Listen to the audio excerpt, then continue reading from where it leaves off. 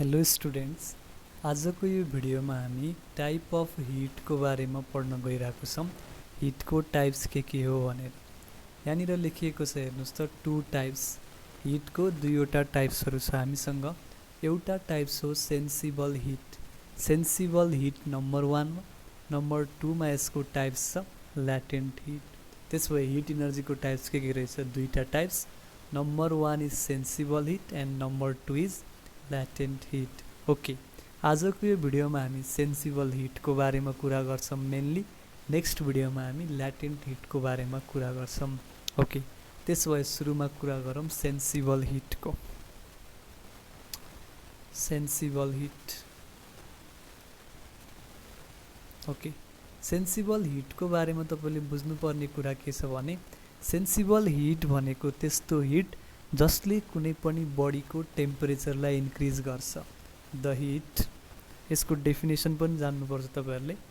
जस्तो कि sensible hit भनेको त्यस्तो हिट जसले कुनै पनि बडीको टेम्परेचर इन्क्रिज गर्छ। डेफिनेसन लेख्नुहोस्। The hit which increases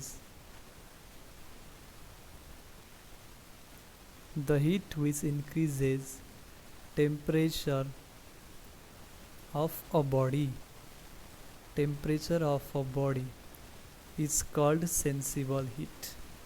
The heat which increases temperature of a body is called sensible heat. यसको मतलब त्यस्तो हिट जसले कुनै पनि बडीको टेम्परेचर इन्क्रिज गर्छ त्यसलाई हामी भन्छौँ सेन्सिबल हिट। टेम्परेचर इन्क्रिज गर्नु पर्यो। जस्तो कि फर इक्जाम्पल मसँग यहाँनिर आइस, ओके, मसँग यहाँनिर एउटा कन्टेनर छ। सपोज गर्नुहोस् एउटा भाँडो छ, कन्टेनर छ, यसमा वाटर फिल गरिएको छ। यसमा वाटरको टेम्परेचर सपोज गरौँ यो 20 डिग्री सेल्सियसमा छ।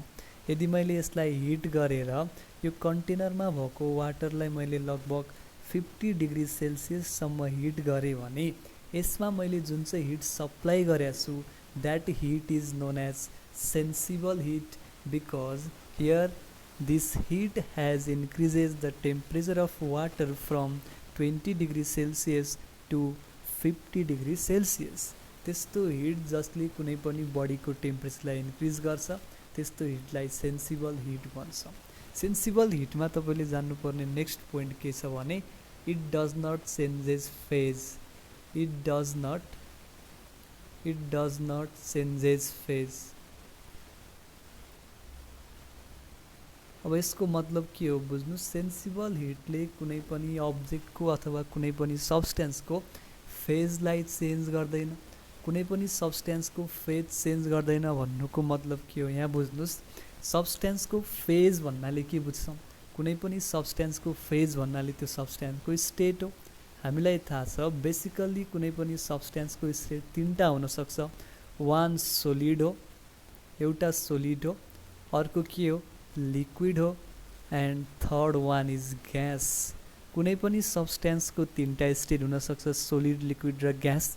यदि मैले त्यो सब्सटेन्सलाई सेन्सिबल हिट दिएको छु, सेन्सिबल हिट युज गरेको छु र त्यो सब्सटेन्स यदि मसँग सोलिड स्टेटमा छ भने by sensible heat it will also remain in solid state. Difference के हो त?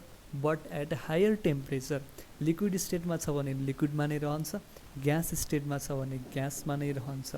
यदि मैले सोलिडलाई हिट गर्दा लिक्विड भयो भने त्यति बेला सेन्सिबल हिट सँगसँगै अर्को टाइप अफ हिट पनि इन्भल्भ भएको हुन्छ। त्यसको बारेमा मैले नेक्स्ट भिडियोमा डिस्कस गर्छु, जसलाई हामी भन्छौँ ल्याटेन्ट हिट। यदि मैले सोलिडलाई हिट गर्दा लिक्विड भयो, लिक्विडलाई हिट गर्दा ग्यास भयो, त्यसमा पनि फेज चेन्ज भयो।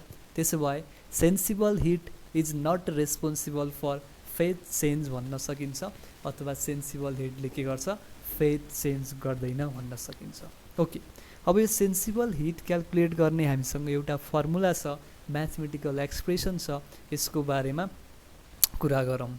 हामीसँग फर्मुला छ सेन्सिबल हिटको Q equal to M into S into delta theta.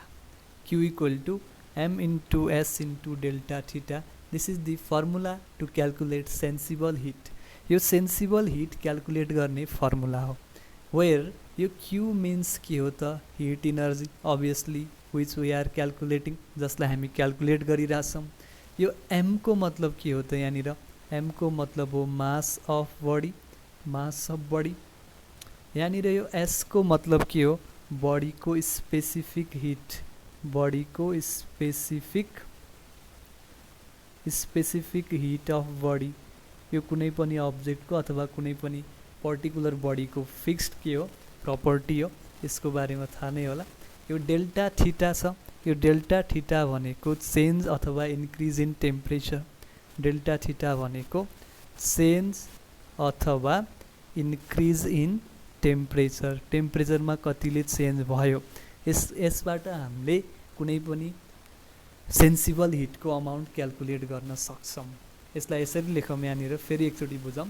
Sensible hit भनेको के रहेछ, त्यसो भए Q equal to MS delta theta, where M is the mass of object, S is the specific heat of object and delta theta is the change in temperature. त्यसो भए यो सबैको SI unit हामी पत्ता लगाउँ। जस्तो कि यो मासको एसआई युनिट के हो त, मासको एसआई युनिट हो किलोग्राम। त्यसो भए मैले यहाँनिर लेखिदिन्छु यो मासको तल किलोग्राम। अब हेरौँ यो डेल्टा थीटा भनेको चेन्ज इन टेम्परेचर हो। चेन्ज इन टेम्परेचर भनेको जस्तो कि फर इक्जाम्पल 20 डिग्री सेल्सियस होला, 30 डिग्री सेल्सियस होला भनेपछि यो चेन्ज इन टेम्परेचरलाई डिग्री सेल्सियस अथवा केल्भिनमा राख्न सकिन्छ। मैले यहाँनिर राख्दैछु डिग्री सेल्सियसमा। ओके, यो एस भनेको के हो त हाम्रो लागि स्पेसिफिक हिट हो। त्यसो भए यसको पनि त युनिट होला। स्पेसिफिक हिटको युनिट के हुन्छ भने joule per KG degree Celsius हुन्छ, joule per KG degree Celsius हुन्छ specific, joule per KG degree Celsius हुन्छ स्पेसिफिक हिटको युनिट। त्यसो भए हिटको एज अ होल युनिट के आयो यहाँनिर हेरौँ, KG into joule upon KG degree Celsius छ यहाँनिर, डिग्री सेल्सियस। यहाँनिर हेर्नुहोस् यो केजीसँग केजी क्यान्सिल, डिग्री सेल्सियससँग डिग्री क्यान्सिल भनेपछि यहाँनिर जुल बाँकी बस्यो। त्यसो भए अभियसली हिटको युनिट के हो जुल हो। त्यसो भए हामीले गरेको राइट छ। त्यसो भए कुनै पनि अब्जेक्टमा अथवा कुनै पनि सब्सटेन्समा हुने अमाउन्ट अफ सेन्सिबल हिट के केमा डिपेन्ड गर्दो रहेछ। Number 1 is heat depend upon mass of object, heat depend upon mass of object. अनि रिलेसन कस्तो छ भन्नुभयो भने Q is directly proportional to M. यसको सिधा सिधा मतलब भयो heat is directly proportional to mass of object. जति धेरै अब्जेक्टको मास त्यति धेरै के हो हिट इनर्जी। यो एउटा रिलेसन भयो। कसैले सोध्यो यदि मास कुनै पनि अब्जेक्टको सेन्सिबल हिटसँग डिपेन्डेन्ट छ कस्तो रिलेसन छ भनेर सोध्यो भने यस there is direct relationship between sensible heat and mass of object, यो भन्नु पऱ्यो तपाईँहरूले। नेक्स्ट पोइन्ट नम्बर 2 मा अर्को के हो स्पेसिफिक हिट। स्पेसिफिक हिटसँग पनि के छ त हिट डाइरेक्टली प्रोपोर्सनल छ। Q is directly proportional to specific heat हो। जति धेरै स्पेसिफिक हिट त्यति धेरै नै के हुन्छ हिट हुन्छ। Number 3 is change in temperature, change in temperature. Simple कुरा भयो जति धेरै टेम्परेचरमा चेन्ज बढी हुन्छ त्यति नै धेरै हिट हुन्छ। That is Q is directly proportional to delta theta. अब यसलाई हामीले यसरी पनि बुझ्न सकिन्छ यो चेन्ज इन टेम्परेचरलाई कसरी भने जस्तो कि सपोज गर्नुहोस् मसँग यहाँनिर एउटा कन्टेनर छ, यसमा मैले कुनै लिक्विडलाई फिल गरेको छु एट कति छ 20 डिग्री सेल्सियस।